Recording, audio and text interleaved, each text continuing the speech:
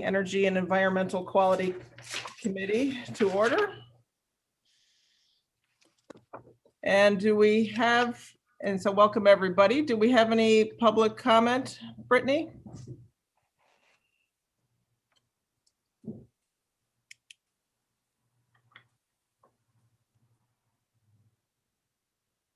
No, Ann, we don't. Okay, thank you, Kathy. Welcome. Okay, any changes to the agenda that anybody knows of? I didn't hear of any so far. Okay, so why don't we go on to the minutes approval from January 25th. Can I have someone move? Amanda moving them, Deborah second. Okay, so. Annie, Yes. one small change on page 2 of the minutes, packet page 3, in the second paragraph, you the minutes give a list of members of the public who are part of the Energy Summit Planning Committee, and it mentions Susan Hunt. That is Suzanne Hunt. And do you know how to spell that? I know Suzanne can be spelled a couple different ways, but probably I think it's the S-U-Z-A-N-N-E. S-U-Z-A-N-N-E way. S-U-Z-A-N-N-E? Yeah. Okay. Thanks very much. Subject to that change, I second the motion. Okay, any other corrections or comments on the minutes? Okay, seeing none, let's take a vote. Deborah Dawson, Yes? Dan Klein, Yes. Amanda Champion, Yes. Dave McKenna, Yeah. and I'm a yes. So that's unanimous approval of the minutes. So for my chair's report will be quick, but I wanted to mention a few things that have been in the news lately. For instance, in Florida, there was a hack of their municipal potable water system. I don't believe there was any damage done, but their system was hacked. So that was a bit disturbing. And then what everybody's probably been seeing on the news, if you're watching the news, is what's happening in Texas, because for a variety of reasons. But first, I just want to say my heart goes out to all the people affected by the snowstorms and the power outages, the issues with natural gas, electricity, and then to best of my knowledge, there were still thousands of people still out of power, and hearing some of the stories, if they're true, about one of the main electricity providers holding back electricity until they could up the rates.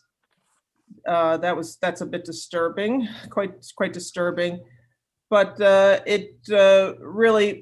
it's food for thought as we think about different aspects going forward for the county and for New York State. For instance, winterization, someone mentioned on some emails about some making sure everything is as winterized as possible, redundancy.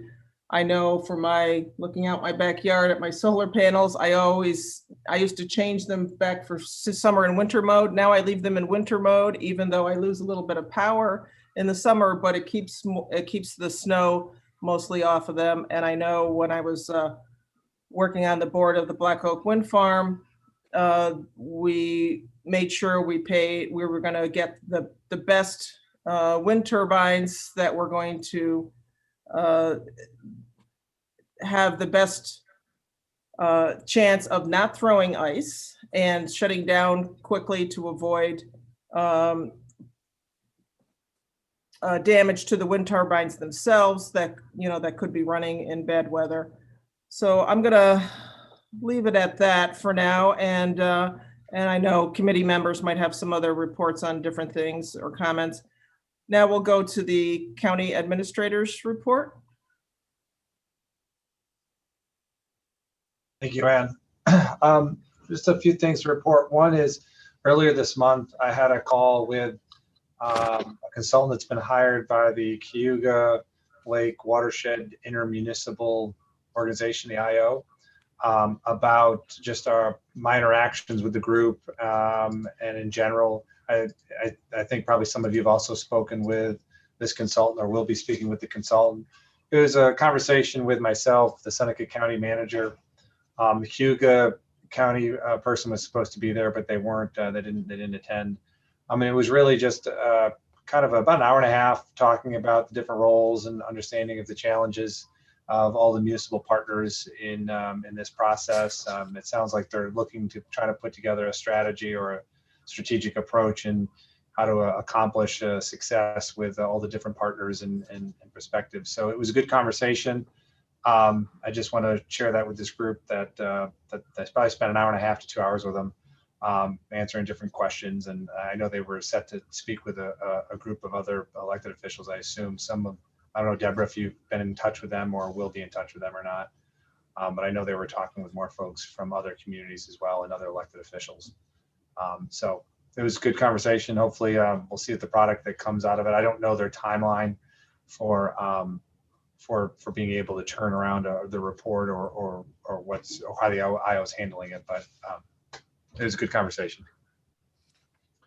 Is Deborah? that Kathy Bertucci? Is that the project they're doing to prioritize all the various municipalities' water-related projects around the lake? I think that's part of it. And this is kind of a higher level discussion around approaches and governance structure of a group this size. And we did have some discussion about prioritization. The person I met with was Ona Ferguson, I think.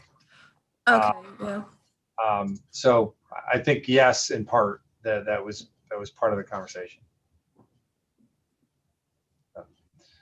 Other than that, the only thing I have to update is that, I think everyone knows that last week, due to the weather storms that Ann mentioned, vaccine was postponed or delayed from last week. We were expecting to have 1,300 vaccinations. We only had 200. The other 1,100 have arrived, and they're in the process of reaching out to the folks that already had appointments and rescheduling them for this week. And then we should be getting another similar amount coming this week. So we will be hopefully back on track with vaccinating, hopefully over 1,000 a week, at least at this stage of the game, but we'll see how it goes. So I just want to say that vaccine has arrived, and we're in the process of rescheduling the folks that had appointments before. That's all I have. Thank you, Jason. Any questions or comments for Jason? Jason, I had one. I've talked to members of this group about our goals. So should I contact you or Amy or Lisa about the goals for this group? Sure. Let's set up a time. I can bring Amy into the conversation as well. Okay, I'll reach out to you guys. Thank you. Yeah. And so if there were any other goals besides the ones I've spoken to with this group, with our committee, feel free to let me know if you have any other ones.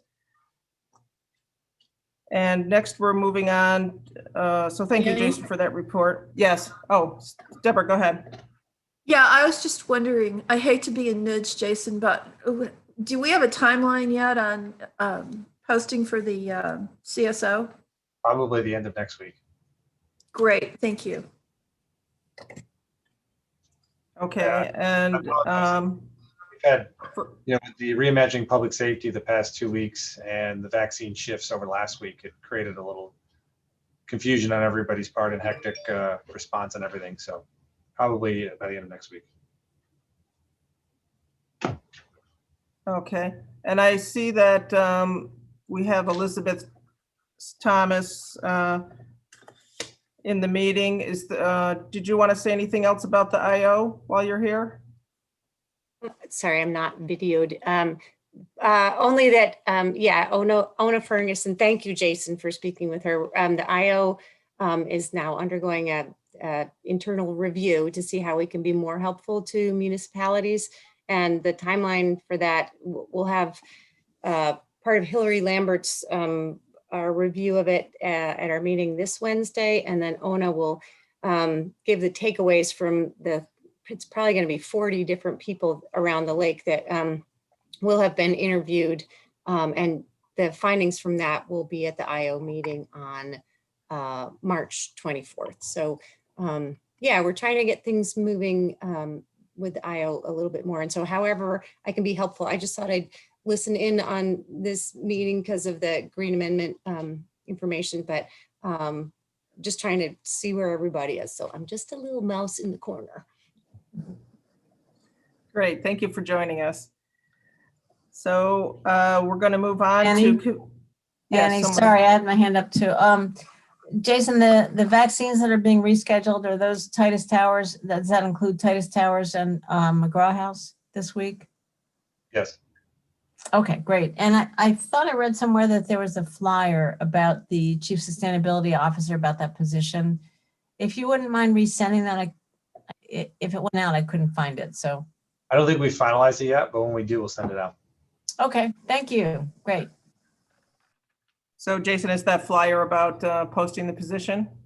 It would be a recruitment flyer for the position, similar to what we did with Chief Sustainability, Chief Equity Diversity Officer, the Human Resource Director, or Commissioner, Doer Director. We create a recruitment flyer. So when we have that put together, we'll send it out to the legislature. Okay, great. Thank you. I know you've been extremely busy. Appreciate you working on that. Anything else before we move on to committee member reports? Okay.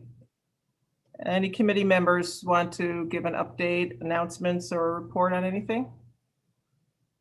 Yes. No, Deborah. Yeah, Dan?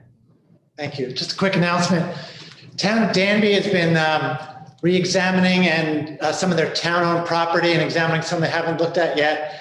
And they're adopting plans to let these forested tracts mature into old growth forest with no logging and minimal human intervention. So just want to report that's kind of a parallel track of what some of us have been wanting for our county-owned forests. Thank you. Thank you for that, Deborah. Yeah, thanks. I have a bunch of stuff. I guess I'll start with Energy Summit planning. We had a focused meeting this last week, and what we've decided is, at least as an initial method of moving forward, we would divide the Energy Summit up into the tracks that might be of interest to our audience. They included finances and incentives through grants, new and emerging technologies, workforce development, transportation, which also includes land use planning, and beneficial electrification and energy efficiency. And of course, equity is a big part of all of those. So it would be dealt with in each of those tracks. And our assignment for next month's meeting, which will be the third Friday at 3 p.m., will be each person or group of people have been assigned one of those tracks, and they're going to suggest topics that we might want to cover. So that's one thing.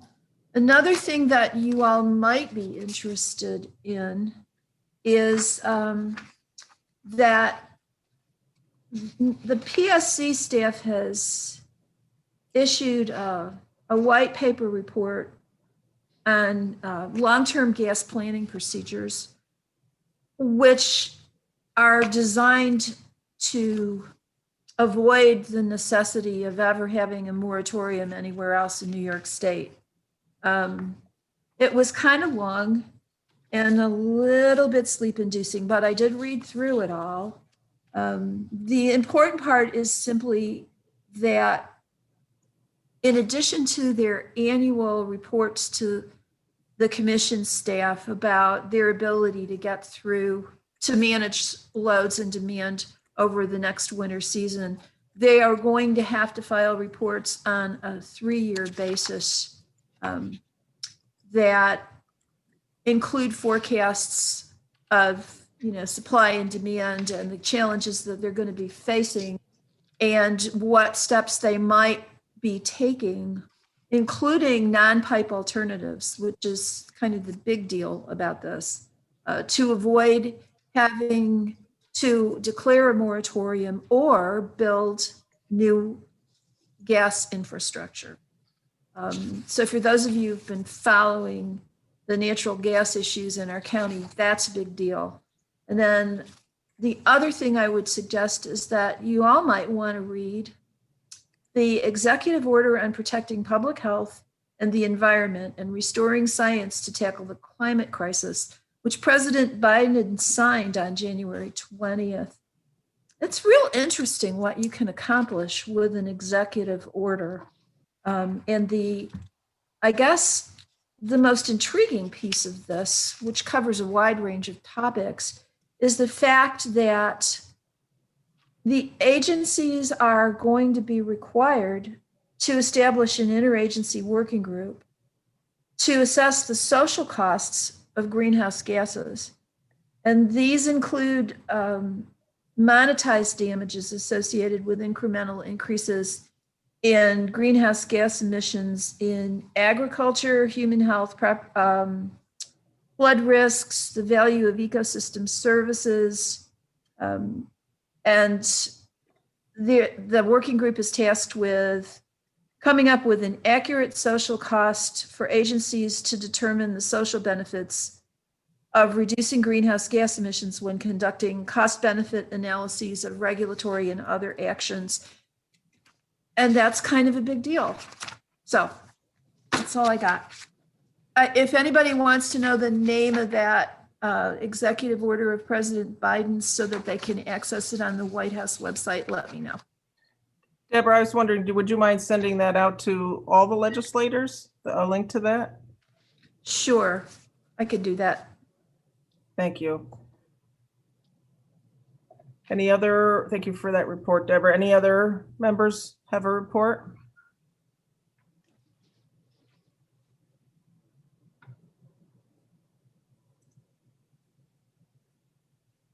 Okay.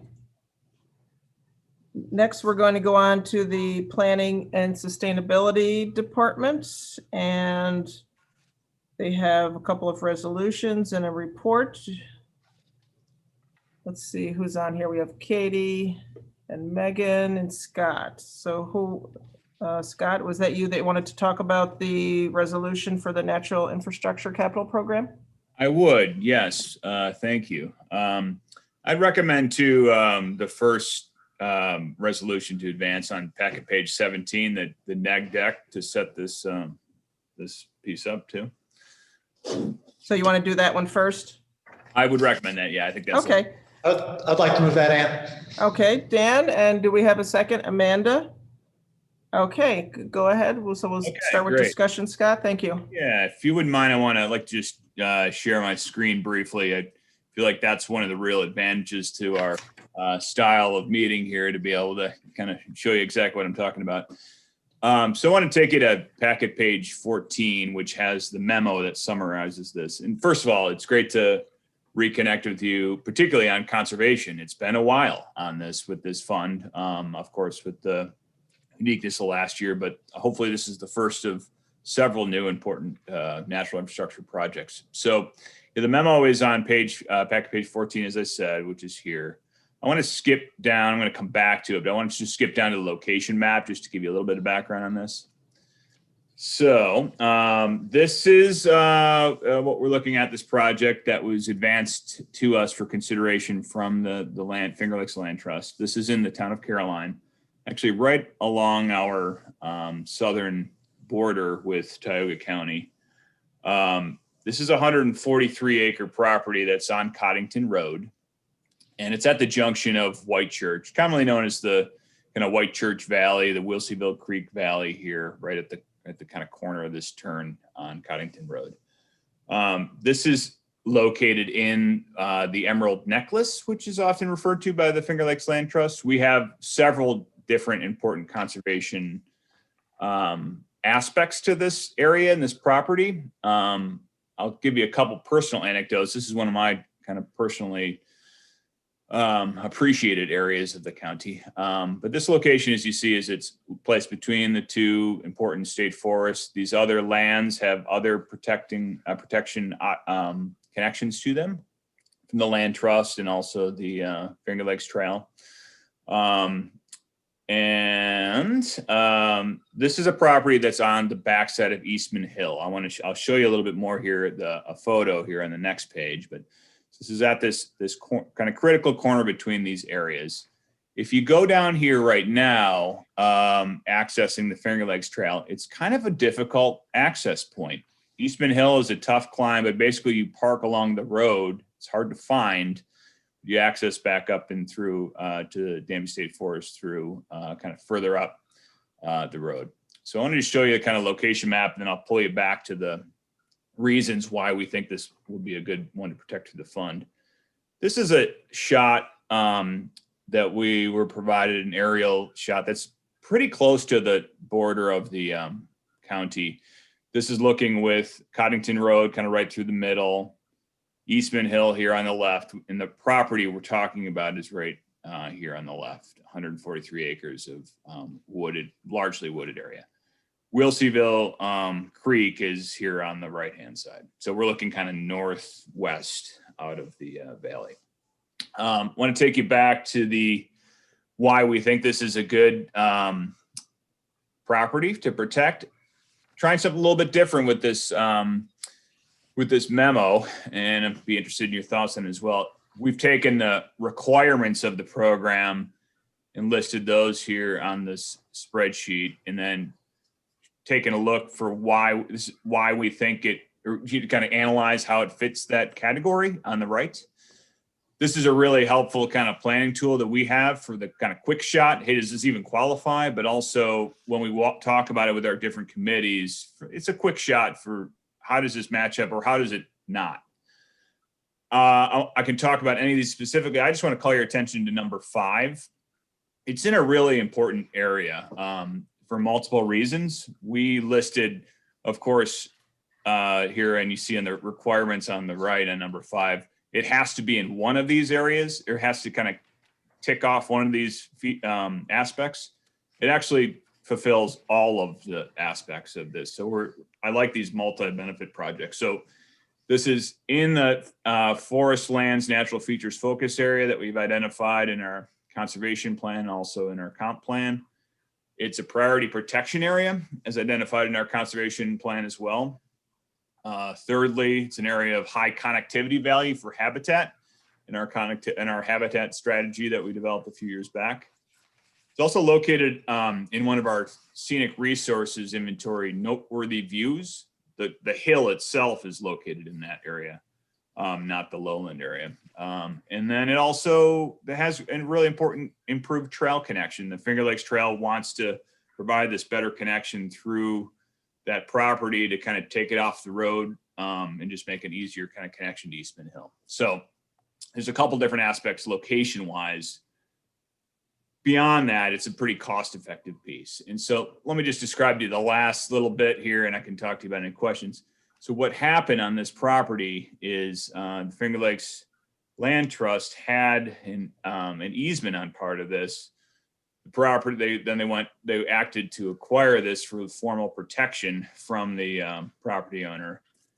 And what they wanted to do is change it into a nature preserve that you might be familiar with land trusts around the county, which has a small parking area, kiosk, a formal kind of connection space, which is, I think, really important at this corner, not only to make a better connection between the state forest, but also to access this space is a huge improvement. I'll make 2 more notes and then I'll open up for any questions. This is a $35,000 request, which we think is a cost-effective one for this this project to help advance that long-term stewardship and protection of that property. I also will note too, I connected with the town of Caroline on this to talk to Supervisor Whitmer about it, and he's passed along to his board as well. And he's wildly supportive of this, and certainly would flag any specifics that he hasn't heard any complaints about it so far from any of the his fellow board members, but he will make sure that's anything that comes up of concern will be passed along to you prior to legislature action if it advances. So any questions about that? I'm happy to talk to you more about it. Thank you, Scott. I just want to, since I didn't read the title of that, I just want to make sure I go back and read the title sure. of what we're on. So that's my error. So this is, especially since we're taking them out of order, this is doc ID for anybody that's following along in the public especially. This is doc ID number 9936. This is making a negative declaration of environmental significance in relation to another resolution we'll be taking up. Appropriating fund, which would be appropriating funds of the natural infrastructure from the Natural Infrastructure Capital Program for the Eberhard Natural Preserve Project. Okay, Amanda, I see your hand up. Yeah, thanks. Thank you, Scott. This is great. To answer your question about the memo, I think it's great. It's definitely helpful for me to see what the program, because I don't remember from project to project what the requirements are for the program, and having that spelled out is great. I love the maps too. So my question is, are there trails there now, or they would be building a trail through to like reroute the Finger Lakes Trail, or? That's a good question. So what's happening, there are on the property itself, of course, there's the existing Finger Lakes Trail through Eastman Hill. That's a kind of a logging road access. There are existing trails that the property owners established on the property previously. So there are some of those trails that kind of interconnect. But one of the things that the Finger Lakes Trail Conference is interested in is making that formal connection through the property, and yet to establish exactly what that would look like. Right. Then kind of make a mechanism to take you up Wilseyville Creek to connect to the existing trail. So formalizing the trails that are there is likely the path. Okay, cool. Thank you. Yeah. I just wanted to say, Scott, too, like you said, ticking off so many different boxes, so many different needs, for this, including connecting habitat areas and, preserving land with a small amount of financial assistance from the county, and also trails, because I know people are more likely to support and take care of the natural environment if they're out in it more. And I'm glad to see that there's going to be trails connecting other trails and parking. So I know that too, trying to connect on different trails, if there's not parking, it's actually makes it kind of dangerous to try and get in there. So, or it's not enjoyed as much. So thank you. Any other questions or comments for Scott? One thing I was wondering, do we have, so the county's contribution is 35,000. Do you happen to have a figure on what is the total cost? The total cost of what they're working on is like 140. I feel like if I'm not messing that up in terms of the assessed value, I feel like it was above. I know we're well under half of the cost of the project itself. I'm pretty certain it's 140,000 for not only the formalizing of a parking area, the supporting materials, trail development, but also the long-term stewardship of the project. It was 155,000 from the memo. Yeah. Oh, from the memo. Oh, it wasn't the memo. Okay, sorry, I missed that. 140 must be the assessed value for the property, because that's one of the things we really clarify. I'm pretty sure that's the case. Okay. And when, just as clarification again to the public or anyone else, that when these properties have a different designation such as this, they are taken off the tax rolls, correct? That is correct. And that's something that we made clear in our conversations with the town as well. That's right. Okay. To me, it's a small price to pay, to protect the land. Okay, so we're gonna vote now. Take a vote on this. This is the making the negative declaration. resolution. Amanda, Yes. Dan, Yes. Dave, yes, Deborah, Yes. and I'm a yes, so that passes unanimously. So now we'll go to the resolution that is above that on our agenda.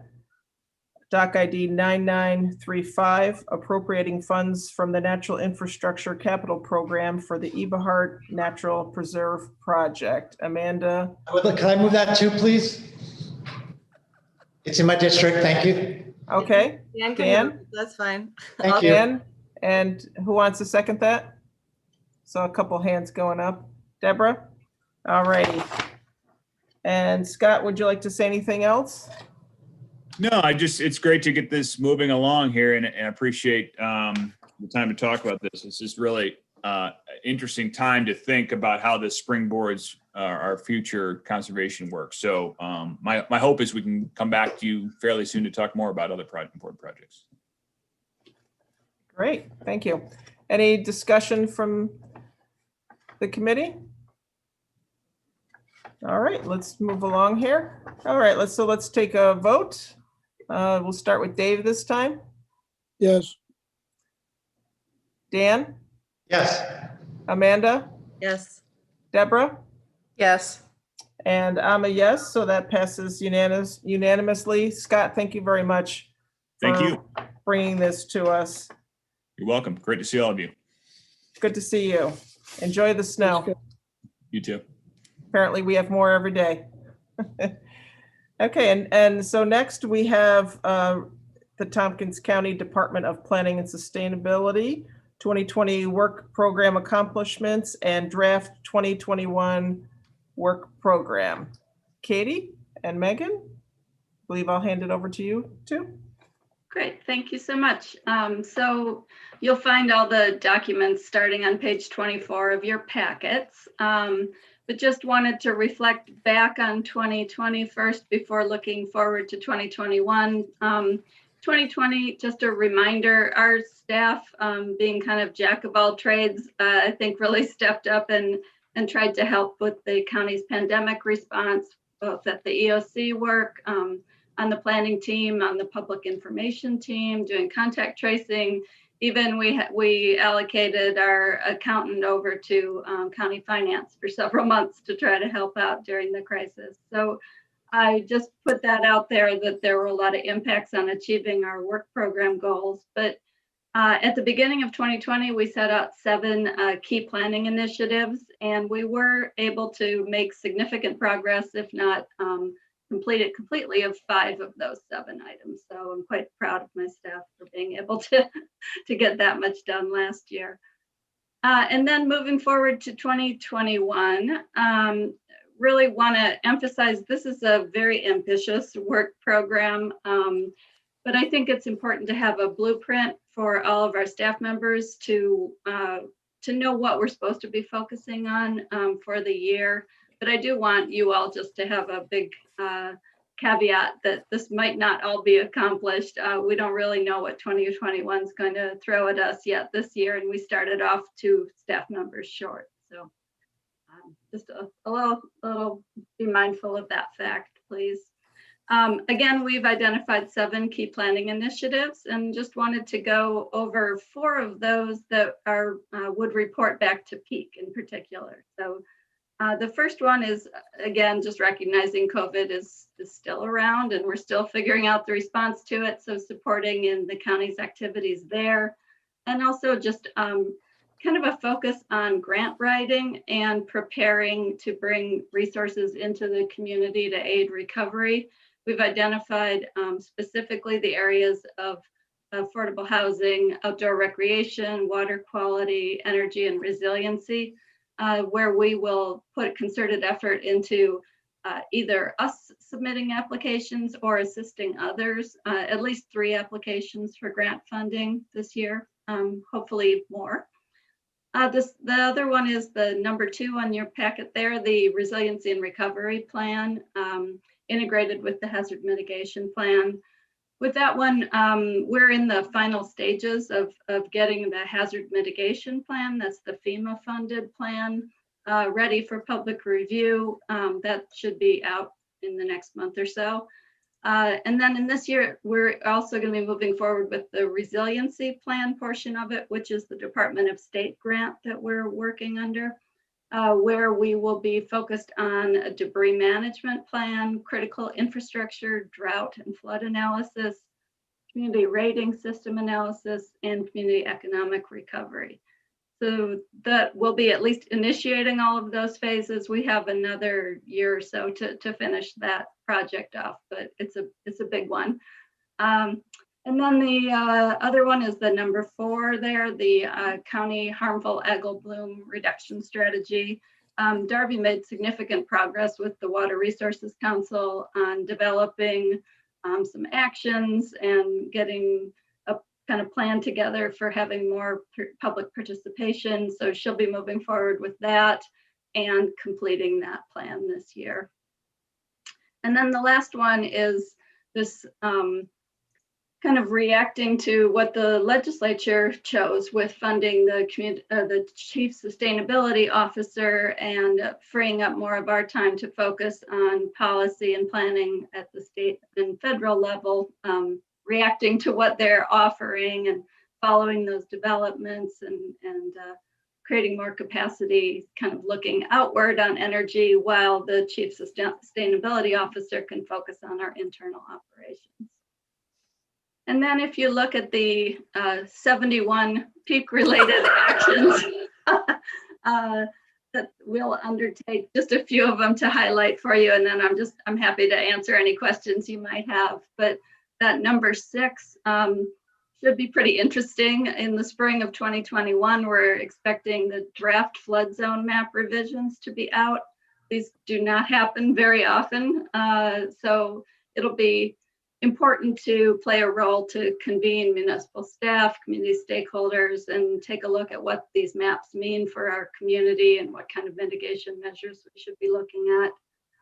And then number 13, municipal planning assistance. This was an idea that came from municipal officials, shared with our staff when we asked for a survey of what they wanted us to focus on and offer. And it was this idea of really convening elected officials and appointed officials to talk specifically around topic areas and share what's working, what isn't working. So it's a little different than a training session on stormwater management or riparian buffers. It's more sharing what's helpful in your community. We would provide some of the research background and follow up on good suggestions that people might have. So it's a different thing that we'll be trying this year. And then number 22 and 23, just so you know, even though Andrea Aguirre has moved on to a different position, we are continuing to staff the Business Energy Advisors Program, both for new construction and for the existing buildings in the Lansing moratorium area.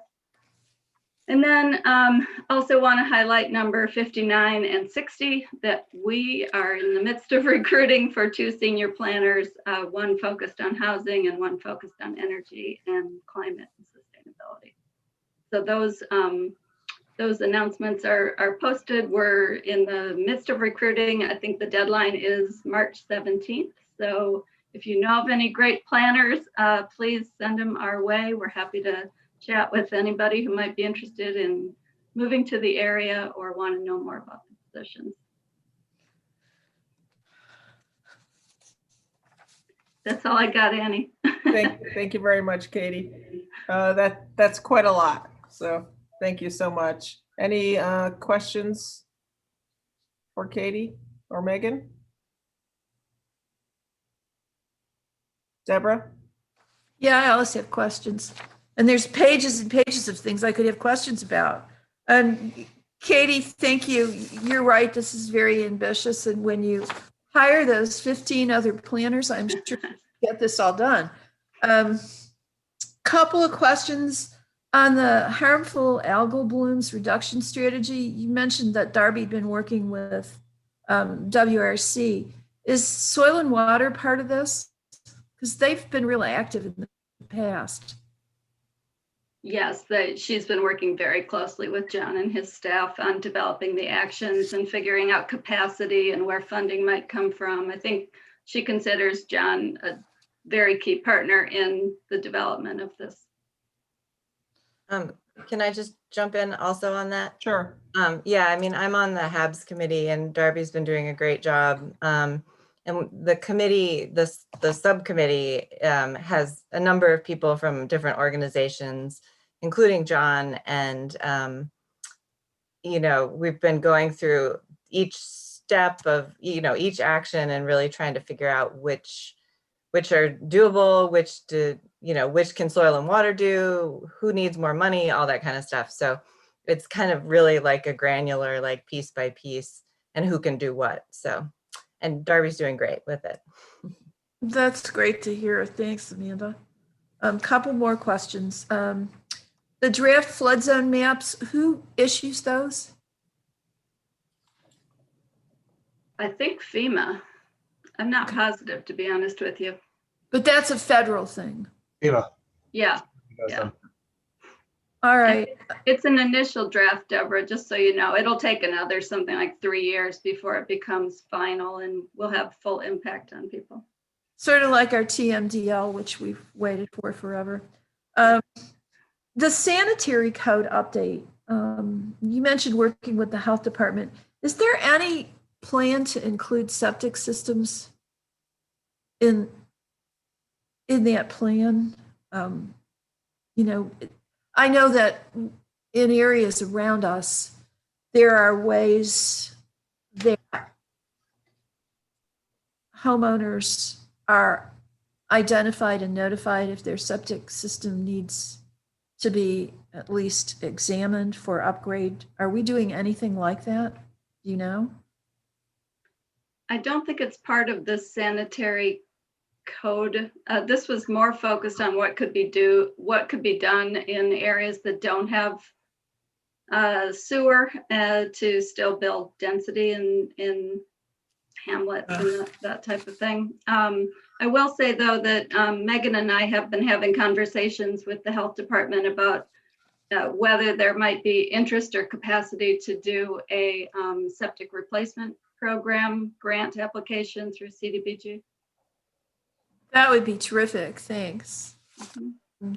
And then I guess one last thing on the greenhouse gas, the non-pipe alternatives. Have we heard yet how much we're getting? No, in fact, I don't believe the PSC has voted on it yet. Okay, thanks. That's all I got. Any other questions for Katie and Megan? And I have some questions. Oh, sorry, Dan. Go ahead. Okay. I'm small, I know. Well, first of all, I just want to say when I read through this, I just felt like a lot of pride for our planning department and for the county as a whole. I really did. And I thought a good title for this would be 107 Reasons to be Proud of Tompkins County. That's what I thought. And I have a few questions. You're welcome. I really feel that way. And I had a few questions about a few specific items. Number 10, Tompkins Conservation Partners. Can you tell me what that is? I've never heard of that one. Yeah, this is a group that Scott has been convening. I don't think he convened it last year, but usually he convenes it annually. It is, people like Andy Zepp from the Finger Lakes Land Trust and folks from state parks, people from where else? Maybe the Nature Conservancy, all people who are interested in protecting lands and just talking about the issues and opportunities they might see, just a way of keeping in touch and making sure that we're focused on the same priorities. Excellent, thanks. Another question was about number 13, which you mentioned, municipalities getting together to talk best practices and such. The planning department probably knows this, but I'll just say it for those that don't. There was this issue a few years ago in Danby and Newfield where a developer had created stormwater parcels and then abandoned them, stopped paying the taxes on them, and there was no easy mechanism for how to deal with that. Is that one of the topics you think for this? I see stormwater in there as a. Yeah, I'm sure that one, we will raise it. If no one else raises it, it's an important one to talk about. Thank you. I appreciate that because I know that the towns had never even thought about this. It was like a new idea to them. And so now Danby and Newfield know. The other towns, I'm not sure how aware they are of it. So, great. Thank you. Last question. Number 17, update UNA report. Is that happening this year? I thought that there was a pause on that. Yeah, we had hoped that it would be completed this year. It's kind of the last batch of UNAs to bring them up to the completion status, and it just didn't get fully finished this year. We thought it would be, but it is trickling into 2021. Okay, so do you know offhand of these ones that have already been recommended by the EMC and you just haven't finalized them, or we don't still need to send people out in the field scouting, do we? No, I am not 100% sure. No but I think that this is the last batch of the already established UNAs that we're going to have mapping updates to them. Okay, thank you. Okay, I have just a couple of comments. So I'm just impressed overall with the amount of work that you and your department have been able to do this year. And I really do appreciate the help with the emergency operations, during this pandemic. Talking with different people from different counties, and it's just amazing what we're able to do here. And I think that takes a lot of dedication from people who really care about the county and who set up departments and continue to nurture departments, the people that are really working together for common goals. So thank you. And we do see that, and we can't say that enough.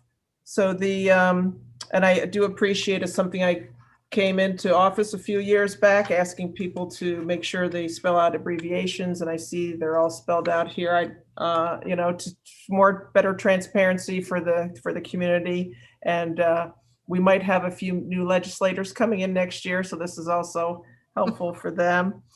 I'm glad to see more things being done, especially for the resiliency, to develop resiliency, because just looking at, for instance, flooding, just to take one topic, flooding that has happened in Lodi and Newfield, just really close to us, so we need to have plans of what to do for things like that. And the last thing I want to say, again, I guess, is getting back to the pandemic that I didn't say too. I know a lot of what work you guys have had to do is working from home and trying to be pushed and pulled to other places, and to be down a couple of staff members. And so I was really excited, to hear that you're still helping cover the work, as best you can, that those folks were doing. So any other questions or comments for Megan and Katie? Amanda? Just to thank you for all that you're doing and this huge amount of work. I mean, you guys do amazing things. So thank you. Keep it up. Thank you. One other thing, just so you understand too, I think through the work with the response to COVID, I think it's really done great things for our county employees as a team. It's really crossed silos and departments more than we ever had a chance to do in the past. So I think we'll see great benefits of this work coming out into the future as well. Another silver lining. Observation. Great to hear. Thanks well, thank so you. much. Thank you very much for the report. Appreciate it. And next up, we have Sarah Kulada from the Case Board, who is our current chair of the Case Board, which is the Climate and Sustainable Energy Board, or Sustainable Energy Board, and she's going to give us a report on what they're doing. Thanks for joining us today, Sarah. Welcome. Thanks everybody for giving me this opportunity. I thought I'd just take about 10 minutes and kind of highlight what the board is, what our focus is, what we feel like we accomplished in 2020, and how we're going about our board work in 2021. And I'm happy to sort of take questions as we go. I think there was a document in the agenda packet, so I'm just really going to go through that. Or if no one asks questions during, then we can have time for Q&A at the end. So the Climate and Sustainable Energy Advisory Board is really building on a lot of other energy strategies, energy and economic development work that the county's done over the years. We had our first meeting in March of 2020. Luckily, Deb Dawson had hosted us for a get acquainted potluck in February, so we did all meet each other. Almost all of us met each other in person, but we're a diverse group of 9 people. Every single person has continued into this current year, which is great because we've built a strong rapport. So we've got, Terry Carroll, for instance, works in NYSERDA Clean Energy Communities program. 3 of us work in industry. I work for Siemens Smart Infrastructure. Alex Rakow works for Schneider Electric, focused on microgrids. And Evan Hallis works for Tatum Engineering. So we bring that business side. We've got Brian Eden with Heat Smart Tompkins, and Irene Weiser focused on activism, especially around utilities and grid transformation. Ellie Pfeffer is a Cornell student and Sunrise member, so she brings a youthful and very progressive perspective and a lot of energy. Rob Marash works for Stream Architects.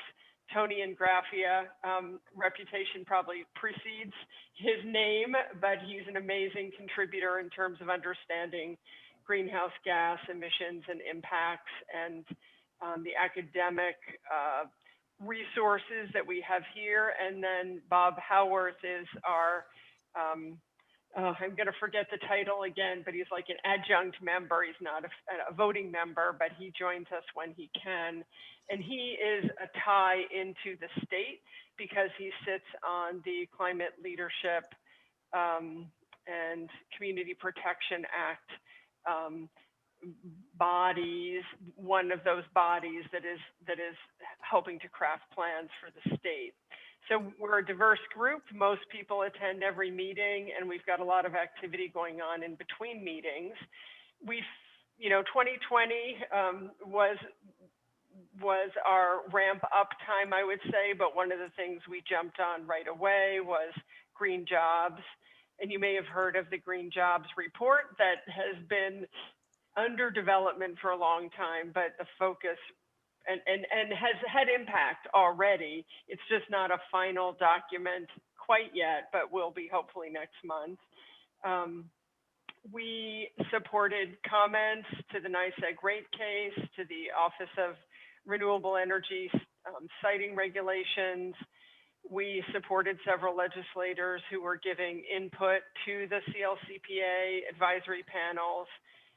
We worked with planning and sustainability staff on the greenhouse gas inventory, and that's where Tony and Bob were especially helpful to make sure that methane emissions were reflected and that the accounting going forward starts to look more comprehensively than that inventory did when it was first launched in 2008.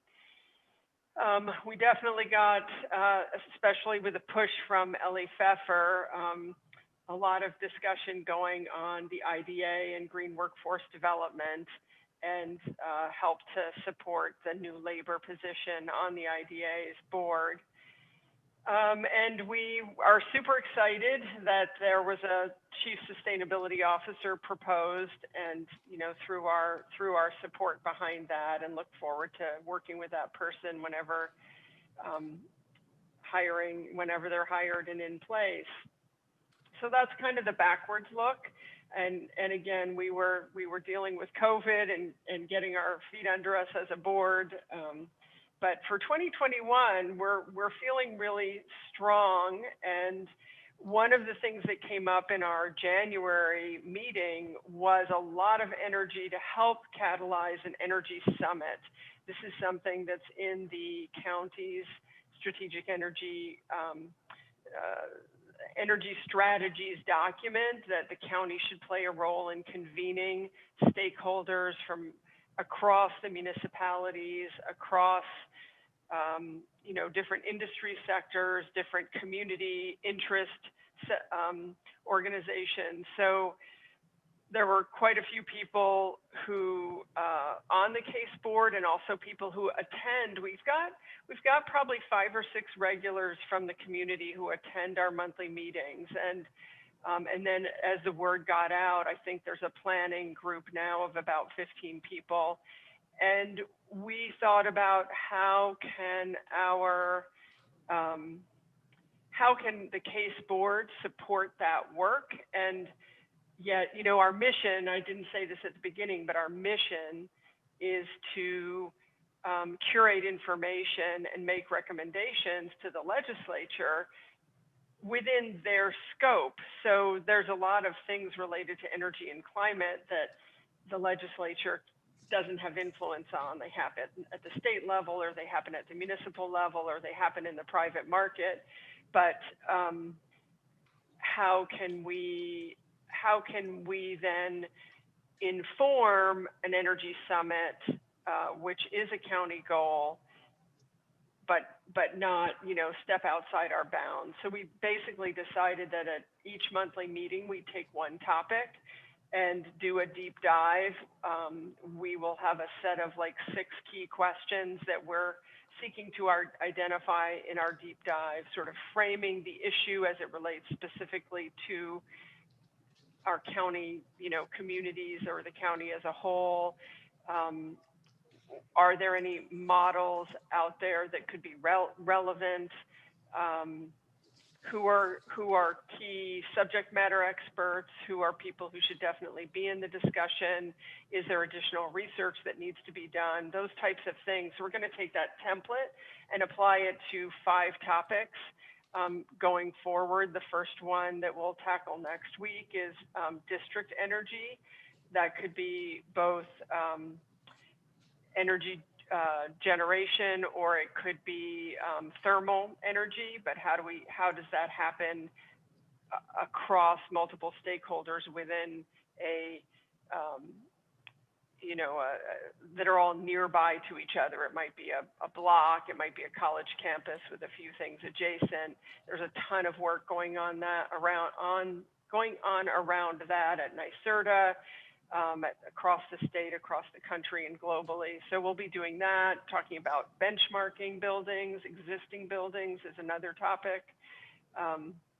So that's kind of how we're going to move forward for the first half of the year, in terms of taking our great expertise and kind of focusing that in a productive way. We have already, at our last meeting, we endorsed the federal carbon fee and dividend proposal. It's known as the Energy Innovation and Carbon Dividend Act. And 3 of us are going to be, Martha Robertson really initiated this. So we were focused on it at her request. The legislature endorsed it 2 years ago. She felt, and Citizens Climate Lobby felt like now was a good time politically to take case board expertise and try to leverage, have a little bit more influence with Congressman Reed and Senator Schumer and Gillibrand. So meetings are being set up. The first one that's confirmed is March 11th, I think it is, with Congressman Reed's office, his district representative, Allison Hunt. So that's sort of a nice sort of granular thing that we started with last month. We'll finish it in March, and sort of have done something we can point to influence policy at the federal level. While keeping our eye on any kind of carbon tax or dividend process that policy that's getting underway at the state level, which Bob is going to keep us in tune with, Bob Howard. As I mentioned earlier, we want to complete our green jobs report. Whenever there is a new chief sustainability officer, we'll figure out how we can support that person. There was a recommendation that we haven't really taken up yet, but Peter Brodaglio with the 2030 district requested that the county consider adding a second downtown building to the district so that it would be benchmarked and energy performance commitments could be made. And that really will be that CSO. You know, we're waiting for that CSO to come on board. I think it falls within their purview. Two people, Terry Carroll and Alex Rakow, have been exploring business models, kind of a no capital expenditure required business model for a microgrid based at the county airport.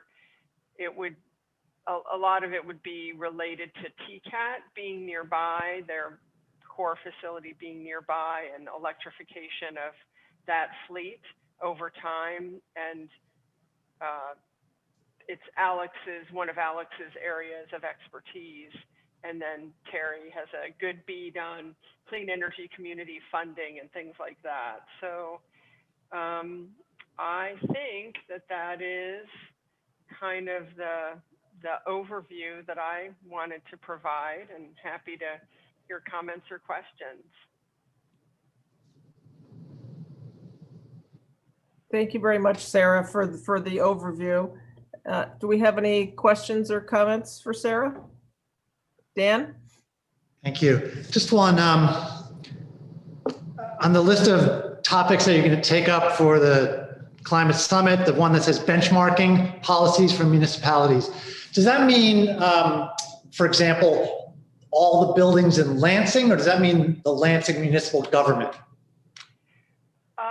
That would be all buildings in Lansing. I think what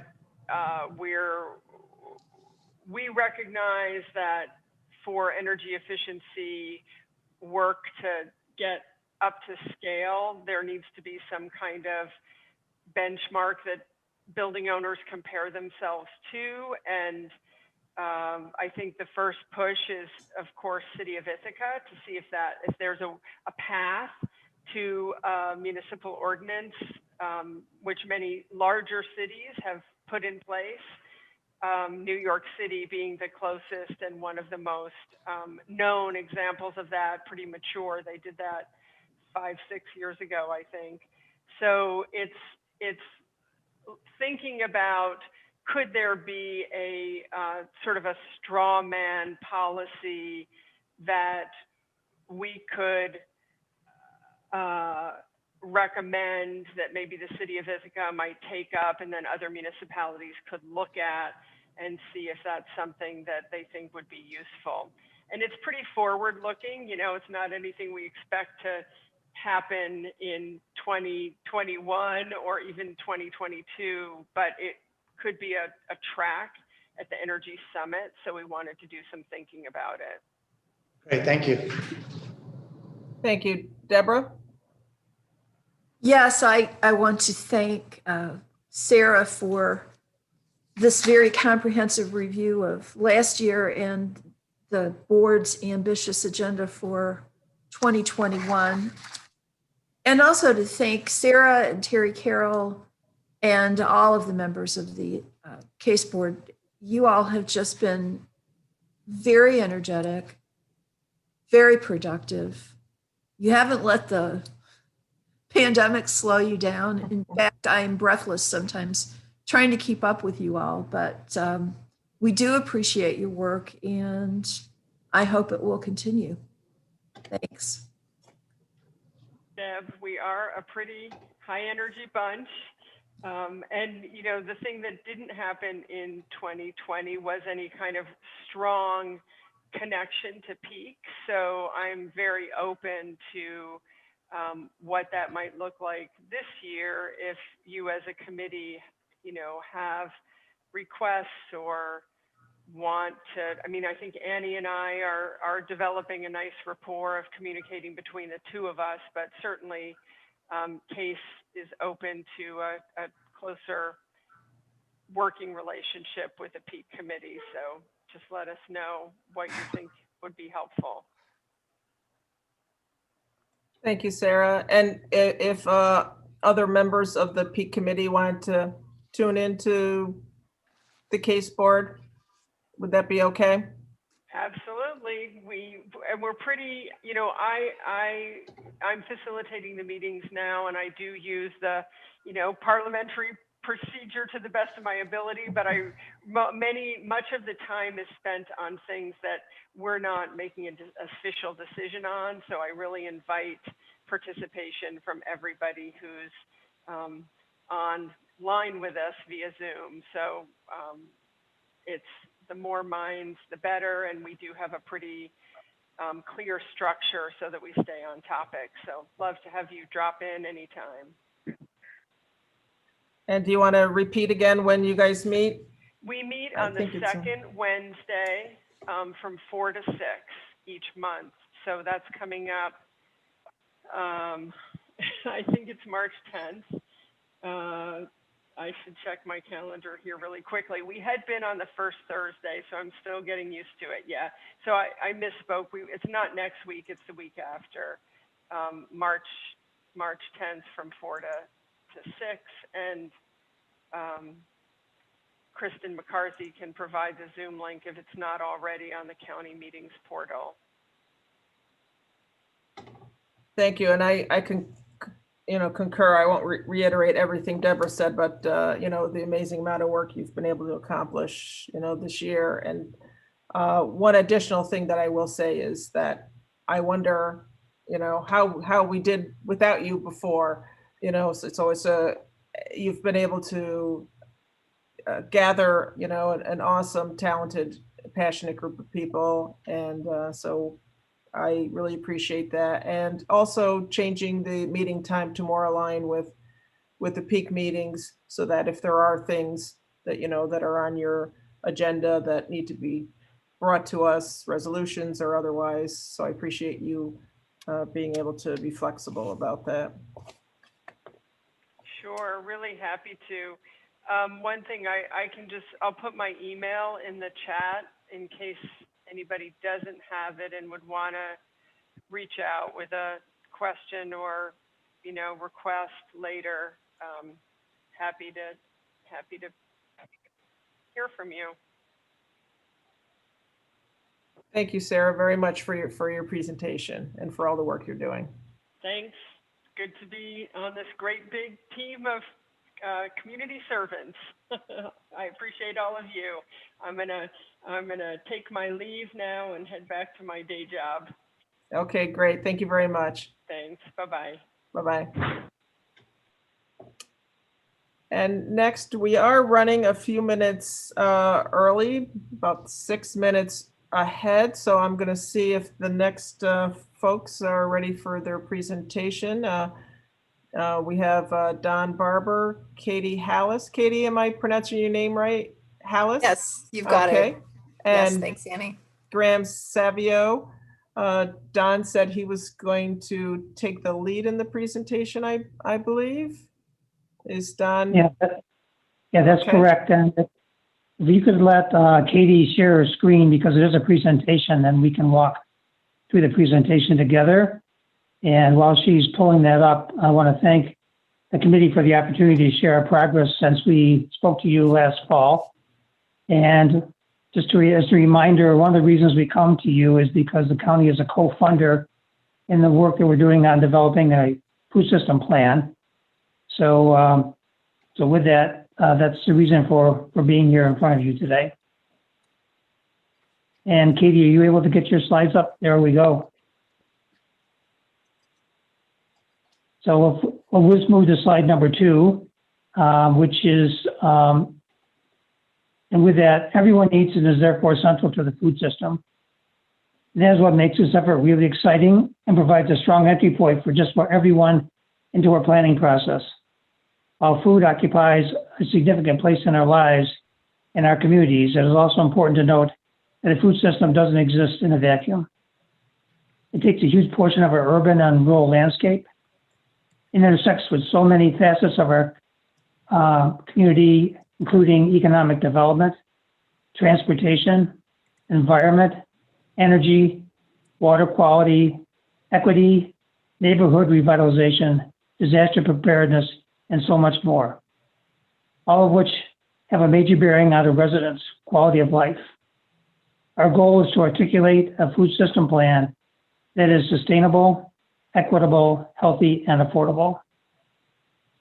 With slide 3, this slide shows the various food system sectors. And at the local level, we're doing research into each sector to create an assessment of where we stand right now locally. And then to the slide number 5, which, this slide just shows the collaborators that we are working with to date. And of course, right up at the top, the Tompkins County Legislature and Don, yes, I'm please. going to pause you for a second there. So if Katie's in charge of the slides, is there any way you can just, I don't know how to do it, but is there a way to just make the slides on there? Besides, we can see your whole computer screen. Oh, I was afraid of that. Thank you for the alert. Let's see here. Is it in the bottom right? Does anybody know how to do it? I am. Go to slideshow. Yeah, Go to it might slideshow, be. Katie. Yep.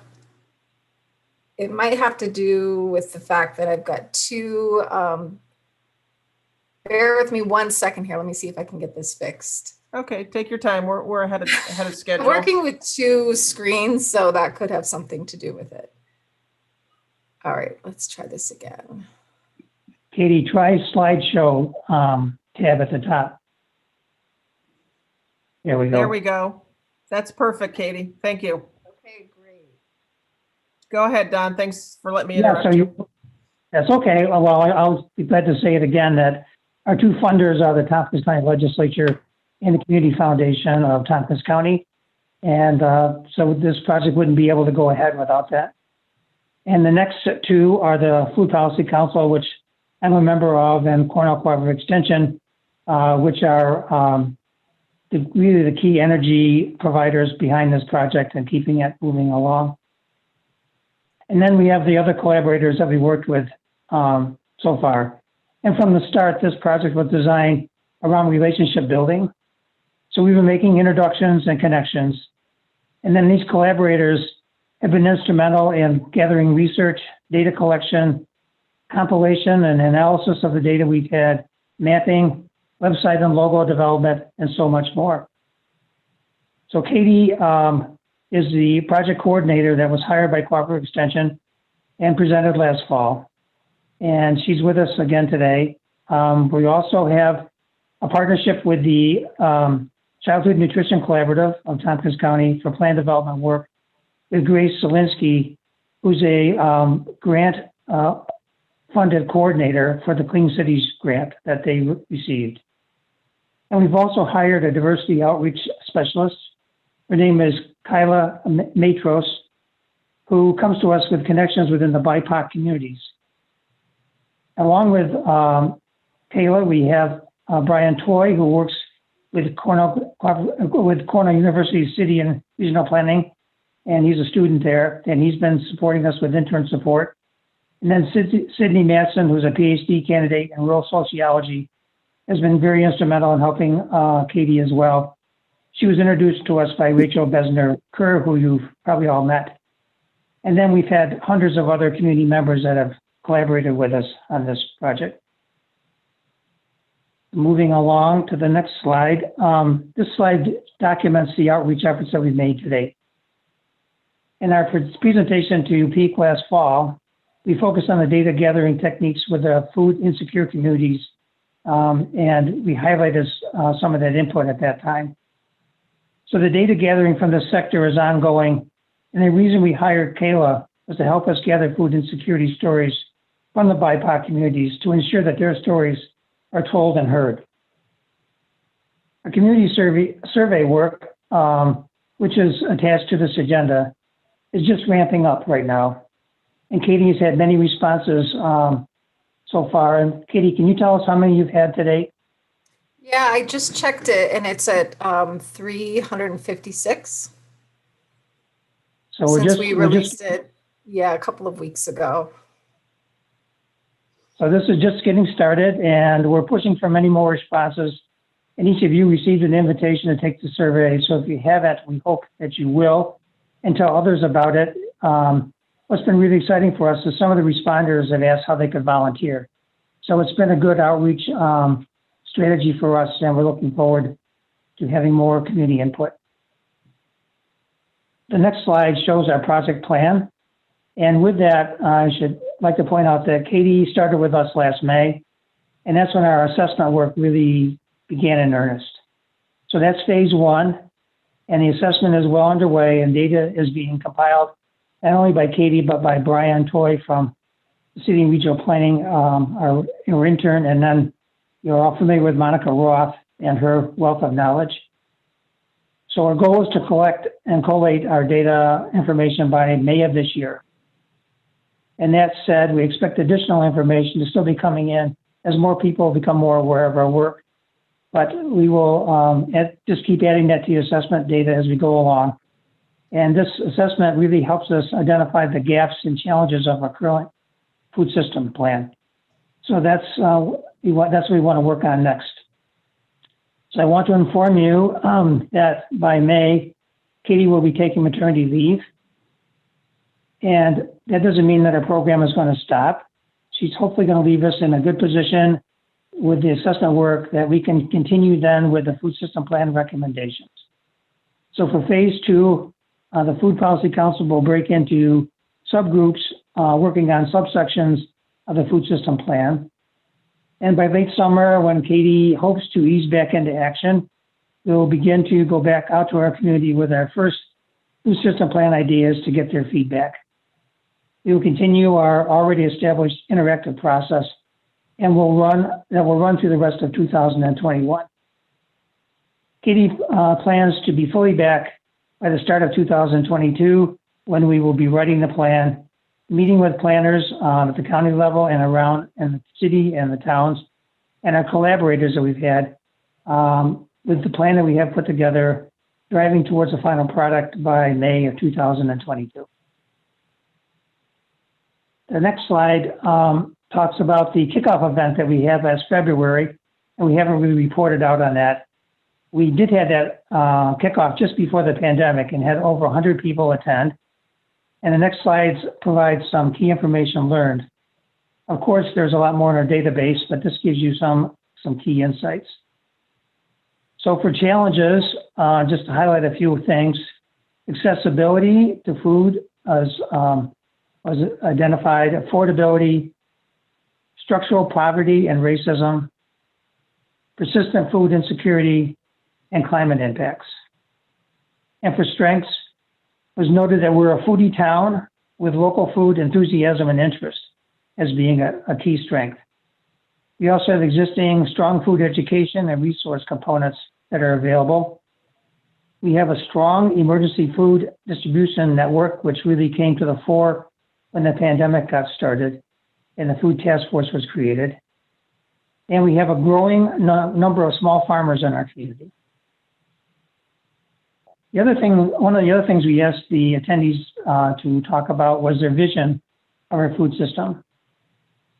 As they envision a food system that provides food security for all, prioritizes healthy, nutritious food, considers public land repurposed for food production, that schools are a source of healthy food and education.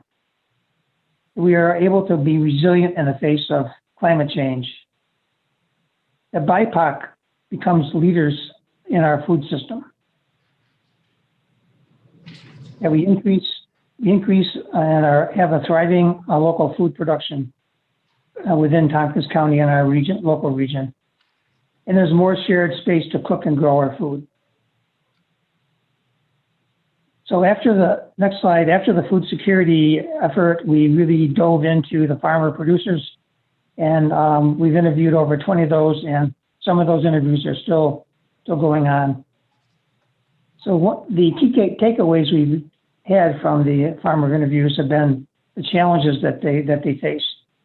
So they mentioned labor turnover and finding workers with competent skills, competing with commercial interests for land, access to processing capacity, competing in markets like grocery shelves monopolized by agribusiness competitors, small farmers' access to shared processing operations, food prices commensurate with costs, climate challenges, and also regulatory burdens. And then we wanted to hear the farmers' voices as well about their future and what they're seeing. And farmers have told us almost to a person that they feel they're not been heard or valued. And when we've interviewed them, they have compelling stories to tell our community. And this continues through and is often heard in the sentiment that local government doesn't appreciate and value what farmers offer, both socially, environmentally, and economically. They feel there's a need and a role for a food hub in supporting marketing, processing, and distribution challenges for small local farms. They're also dealing with the impacts of climate change, and they identified a need for local resources to help navigate banking, grants, and economic development programs. So we're looking to build a stronger food system, and that requires a type of intentional, well-resourced, and focused effort. Moving to the last slide, Katie. So I want to thank you.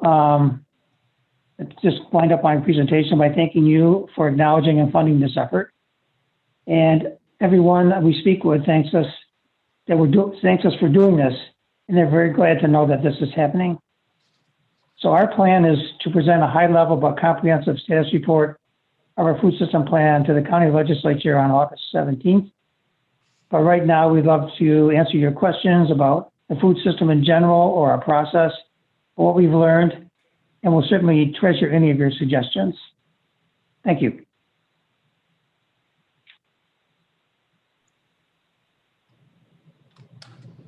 Thank you for the presentation. You're welcome, Ann. Any questions or comments for the group? Deborah? Thanks, Annie. Thank you, Don, Katie, Graham. I want to note that we as a county have a great deal of investment in Katie's family because her husband, Evan, sits on the case board. So they're involved, active citizens. I was wondering how closely you all are working with the Nourish New York and Nourish Tompkins people, because a couple of us attended a presentation by Diana Gonzalez, who also mentioned the need for food hubs so that smaller local farms could aggregate their produce to meet the needs of food banks. Should we have them in separately to talk about their program, or is it subsumed in your work? Graham, do you want to jump in on that? Sure. Yeah, thanks for the question, Deborah.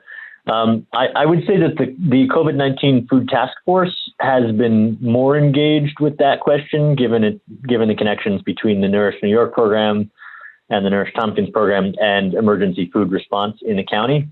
That being said, Holly Payne, the coordinator of the Food Task Force, sits alongside Katie in the agriculture program area at CCE. And so Katie and Holly are in regular communication. So the lessons that Holly is learning from the COVID-19 Food Task Force are being fully incorporated in this planning process. But the sort of the active policy steps that are happening right now in terms of engaging the community and thinking about how to advocate for funding for the Nourish New York program and how to support Nourish Tompkins at this point in time, that work sits more with the Food Task Force than with the Food System Plan. But the lessons from all of that are absolutely vital to the Food System Planning process. Thank you. Yeah, and I would also just add to that, I think that's a really helpful overview. And I would also say that, part of where we're at right now with the food system plan is really about building that understanding, trying to gather all of the information that we have about our food system, including, gaps and needs, such as the need for a food hub, so that when the time does come to put forth recommendations and put some more specifics around how that can be supported by this community, by the legislature, more specifically, that that will certainly be a part of the food system plan. And I also think that what's unique about this effort is that we're not trying to create anything new here. We're in a community where there's a lot of really important work happening around food. And I see this work as trying to sort of elevate, amplify, communicate what's already happening, forge more connections, sort of garner further support and encourage more coordination so that this can all happen in a coordinated, collaborative way that is striving towards similar goals that we're kind of asking the community to help identify right now. Thank you. Thank you. I had a couple of comments. So when you were mentioning about that people who work in the food system, one of the things that not only is it low pay, but the conditions, I'm sure you know this, but the conditions are often very arduous or harsh. The benefits are almost non-existent, as feel free to correct me, is what I've seen, in the different in the different areas where they work in the food system. And so that includes health insurance. They often don't have too. And I just wanted to, and I don't know if Don had explicitly said what this is, but I always like to explain acronyms. But so for people, the BIPOC population, that's Black, Indigenous, people of color. And so with that said, I'm really glad that you've reached out to folks and make sure that they're included.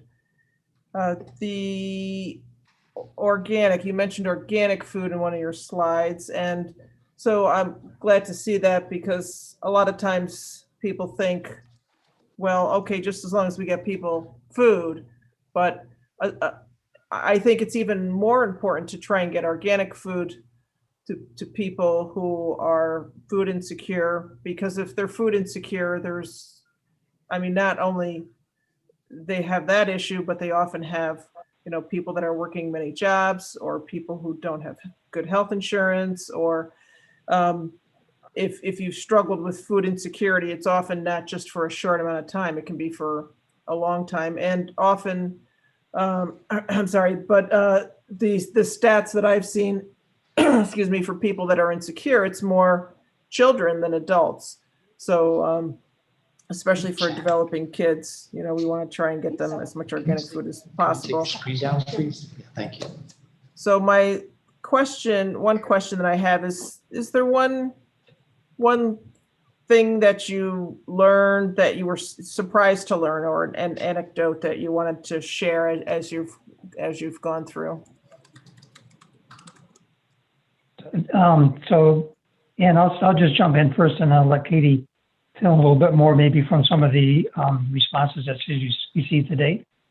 But you talked about compensation packages for workers, and there are definitely, the pricing of food has been manipulated by the federal government, and it's the idea was to have the larger food producers be the model for the United States.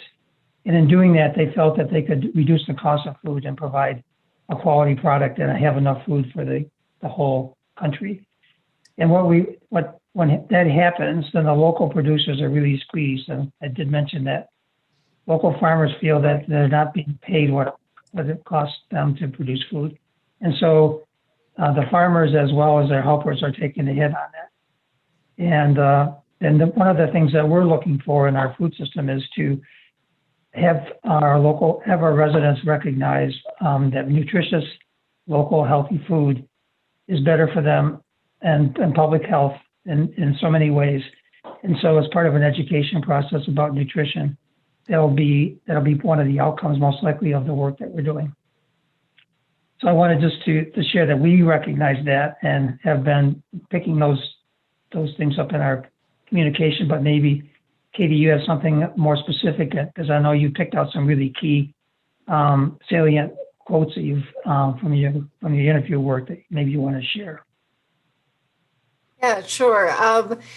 And yeah, just to remind folks that the food system plan, so we've shared with you sort of high level results and findings from two sectors that we've really been focused on thus far, food insecurity and production, which are significant and substantial in our community.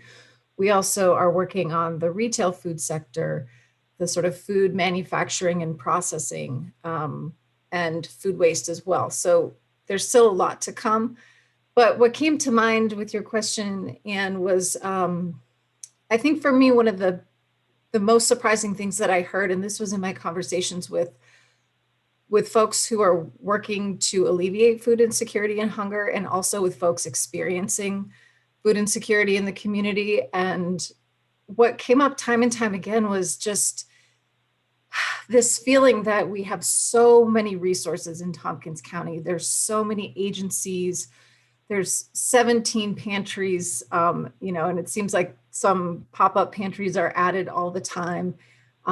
There's so much free and low-cost food flowing through our community. This isn't a problem of abundance or resources, frankly, and yet everyone recognized that those resources aren't reaching the people who need them most. And I also heard that sort of from the people. So folks who are going to food pantries, folks who are utilizing benefits, that they know that there's probably more out there and that it's really hard to access those resources. So I saw like a real disconnect between the services available and the impacts that they're able to have on people, and actually sort of, having a lasting impact on people's day-to-day food security. So, we're in a lot of conversations about what that might look like. And again, I don't see the food system planning process as a small group of people trying to say how we should fix this system, but rather to present what we learn and to ask the community to work with us to come up with solutions that make the most sense and feel like they're going to work here. But I suspect that there's some work to do around this issue. And to me, what it comes down to is, how do we make it easier for people to feed their families and access healthy, nutritious food?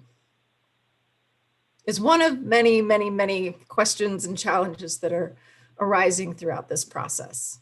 But that's the one that came to mind. Thank you. I know growing up, there was a period in our family of food insecurity, and I remember getting, for instance, the government cheese that was not, it was edible, but it didn't taste like real food.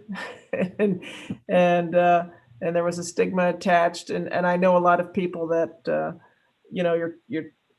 you kind of touched on this about, for people that even can access, say, food pantries, there's not just only the stigma, but just trying to revolve your life around trying to get your food. So even if you can get there, I mean, you have to go there at only a certain time and get only the food that they have available for you.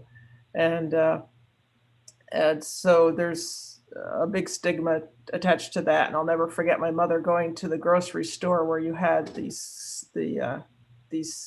type of booklet that she got. I don't remember what it was called, but a booklet to help with, with food subsidies, and being embarrassed to use those. And now they have cards that are, I think, less of us, I don't think they're quite as noticeable, but pulling out those stamps, my mother was always conscious if there was somebody in the store she knew, she tried not to get in line, with them. So thank you for all this. Any other questions or comments for the group?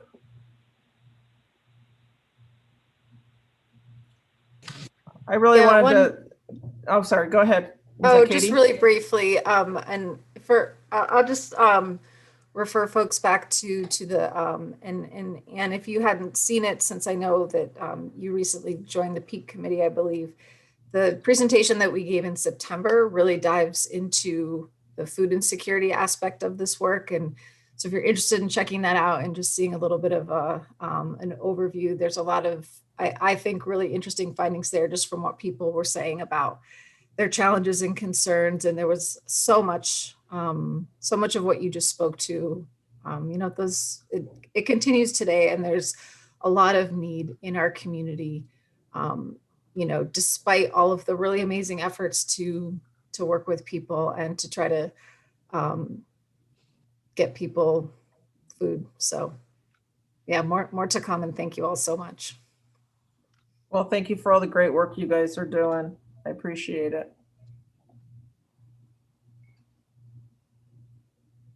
Okay, if nothing else, we'll move on. So again, thank you, Graham, Katie, Don, for a great presentation and all the work you're doing. And you said August 17th, you're coming to do the final report to the legislature or to Peak? So this will be an interim report to the legislature, because it'll be, Oh, an interim. Okay. yeah, be ahead of the budgeting, not that we're asking for money for 2022, but just to keep it, to raise awareness. And we will be coming back to them right after the first of the year with a final plan. So we want to give them some leg up on the technology and the terminology that we're using. We're hoping to come back to Peak in another 3 months, just to keep the committee appraised of where we are with our process. Okay, well, great. I appreciate you coming to us, and it certainly doesn't hurt to keep the legislature as a whole informed of what you're doing when there was a monetary ask to keep the support coming. Okay, thanks. So thank you, everybody. Thank you. Thank you. Next on our agenda is a resolution. It's doc ID 9939, and it's the resolution in support of adopting the revised Owasco Lake watershed rules and regulations. Can I have someone move that? Amanda, seconded by Deborah. And I know Amanda and Deborah, you had worked on this and brought this to us. Would either or both of you like to say a little bit about this? Well, initially, I just wanted to draw everyone's attention to the email I sent On the edit? on the edit. Okay. Did everyone get that? Do Brittany and Kathy have it? It was sent to Brittany, but I have not seen it yet. Okay, it was sent at 11:54 today, and so I'll read it so just everybody has it. Okay, Deborah? Okay. All right. So it was sent to, let's see, Brittany, me, Amanda, Dan, and David, 11:54. So what it is, it's a very small change in the last resolved, or in the resolved further.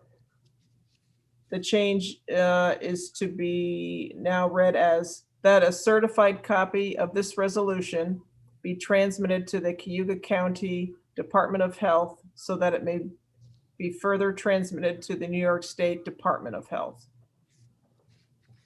Yeah, and that was necessary because the reason that we're doing this and the audience for this resolution are the people at the Department of Health who will say yay or nay with respect to these proposed updated watershed regulations.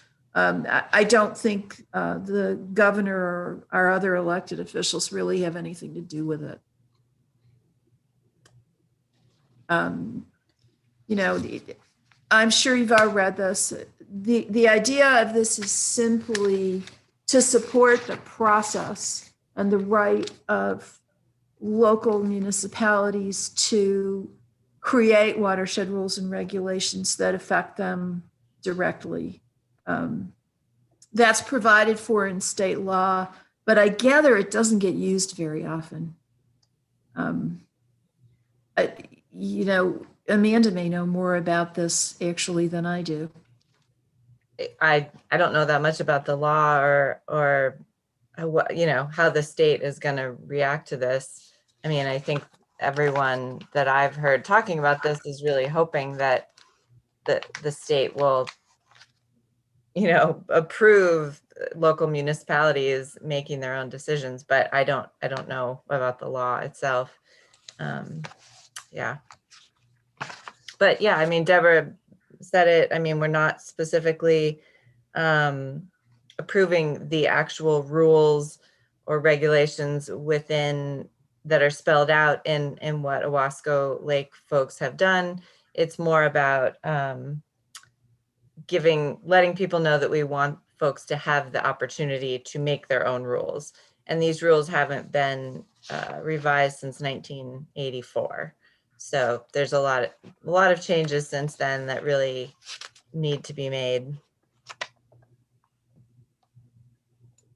And it's my understanding, so please correct me, that one of the reasons why we're looking at this so closely of what happens with the Owasco Lake watershed rules and regs is that we'd like to figure out how to make our own, but if the state isn't going to allow them to adopt theirs, you know, so we're hoping it goes smoothly. So is that part of the reason we're looking at this? Yeah, definitely. But also, you know, part of Tompkins County is in the Owasco Lake watershed. Some of the Groton areas. Oh, right. That is the watershed for Owasco Lake. So if these rules and regulations are passed or are adopted in the future, the municipalities that are in that watershed will have to comply with them as well. So it's not just some far off place, it's part of Tompkins County as well. And I think Right. Liz Graper has her hand up. Oh, sorry, Liz? Yeah, so it's the IO also passed a resolution almost identical to this, and obviously so did the Tompkins County Water Resource Council. And the process up in, we've been, as part of the IO, we've been in really close contact with Cayuga County to see how they did this. And the process, you know, it was very, it involved all kinds of stakeholders, including agriculture, which is a really big stakeholder. So that they were given a lot of kudos for their process anyways. So I mean, it's just such a big lift to put these rules and regulations in place. And as I understand it, Cayuga Lake doesn't have any. The Cornell watershed has some that are pretty old, and same with the city watershed. But so this would just be a really big tool for us to use. So showing that there's a lot of interest in these to the state level, I think is important. Yeah, I don't know where actually I don't know if it's hung up or not. As I understand, maybe that they haven't quite decided whether it's the State Department of Health that gets to have final say or the State Department of Ag. So as I understand it, maybe that's where it's getting direct. That's what's slowing it down, but I'm not entirely sure of that. So anyway, there's a lot of support as far as water quality people go. So it would be great to have this group's support as well. Thank you, Liz. Any other comments or questions regarding this resolution? Yes, Dan? Thank you. So I do see where the Water Resources Council resolution is incorporated into this resolution. Liz, I think you just mentioned that the intermunicipal organization also passed a resolution. Should that be incorporated into maybe an amended version of this, either today or by the legislature meeting? It's going to the same people. So, you know, they will have seen that the IO's resolution came to them. So I think it's okay to leave it as is or incorporate it. Either way is fine. Okay. Okay, thank you. Yeah, I mean, I'm not exactly sure what you're asking, Dan, but like the Water Resources Council one will also be sent separately to the whoever we're sending it to. And so it sounds like the IO will be sent separately. Or were you just meaning like you want to say that they passed one? Yeah, so so anyone that only reads this document and not other ones, including residents of Tompkins County, understand that multiple other organizations have signed on already. Right. It's not a big deal, it's just a thought.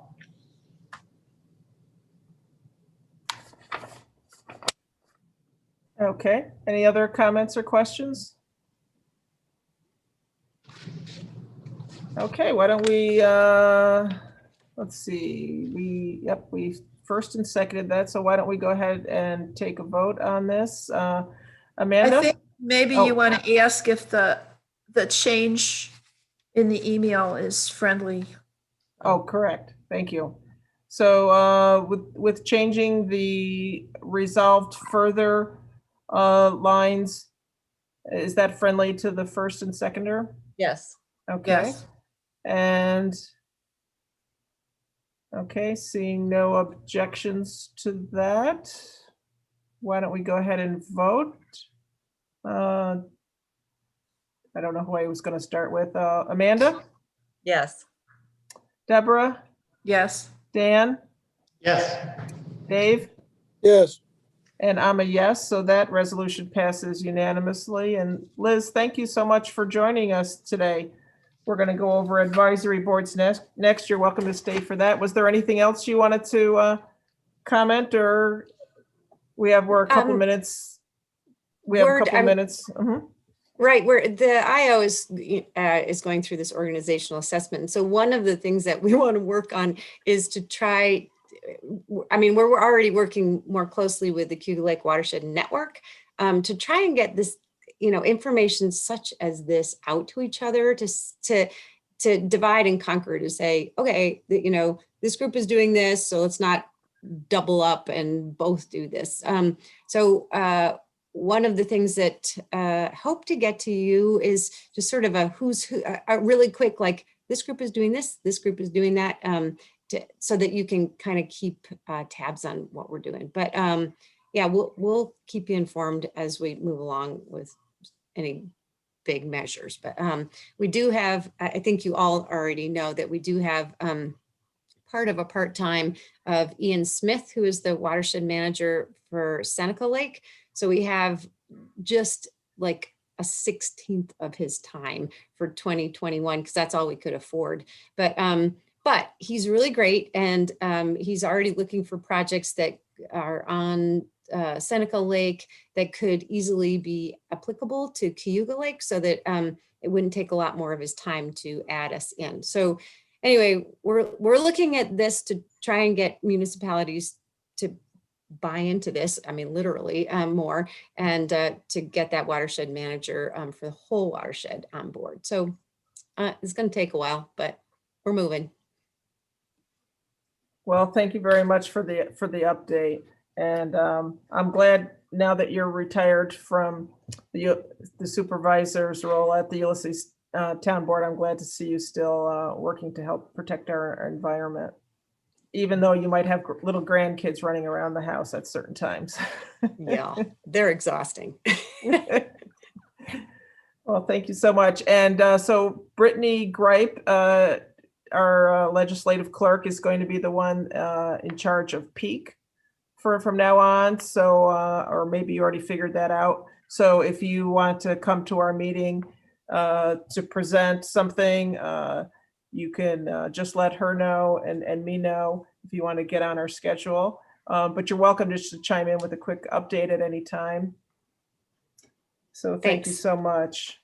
And it's good to see you. The next on our agenda, we have advisory board appointments and liaison assignments. So that's on packet page 53.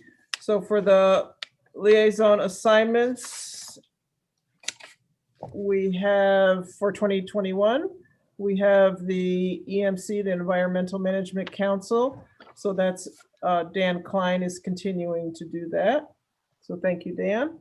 And the Climate and Sustainable Energy Advisory Board, that's me. And then Deborah, of course, will probably be going to most of those meetings. And as I said, that got changed to the second Wednesday. I think it was the first Wednesday before that, and now it's the second Wednesday. And let's see, so we don't have to vote on that first part, right, Brittany? The first assignments, but we need to vote on the advisory board appointments. It's my understanding. That's correct, Ann. Okay. And so then for the 2021, this is packet page, well, it doesn't have the last page. Advisory board appointments, 2021 legislator voting seats, the planning advisory board. That's going to be Deborah Dawson, legislator. So thank you for doing that, Deborah, agreeing to do that. And I will try and attend as many of those meetings as I can. And then the second is the Soil and Water Conservation District.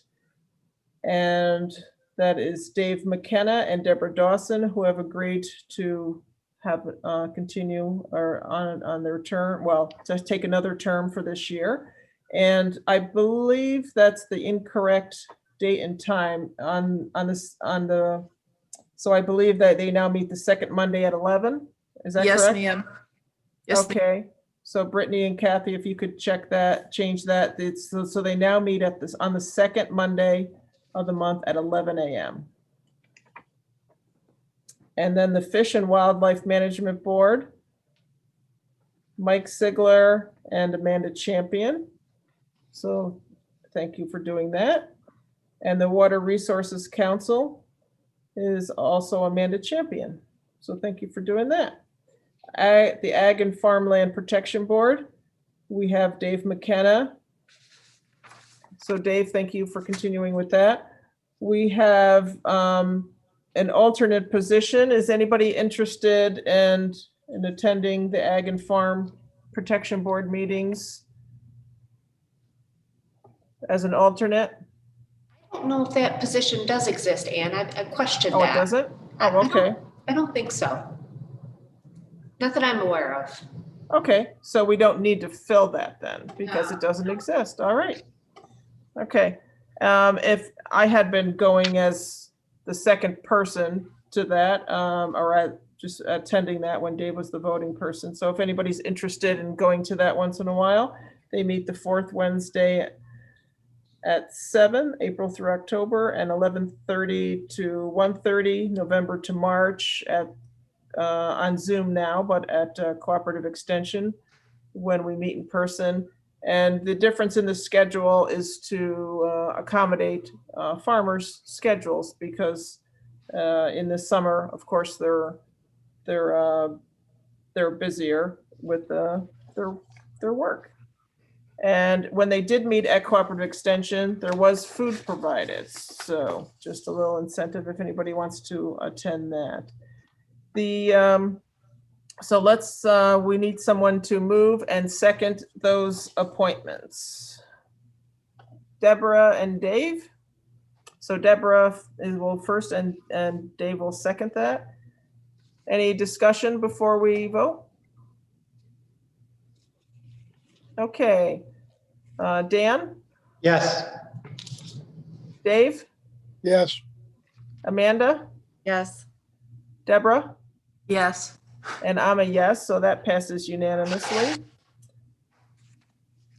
Is there any other topics or things we missed? Any comments before we end? All right, well, thank you, everybody.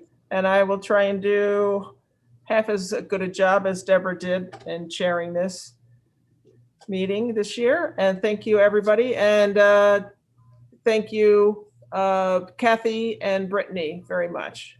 Yeah. Thanks, Annie. Thanks, Kathy and Brittany. Thank Bye, you. everybody. Bye. see you later.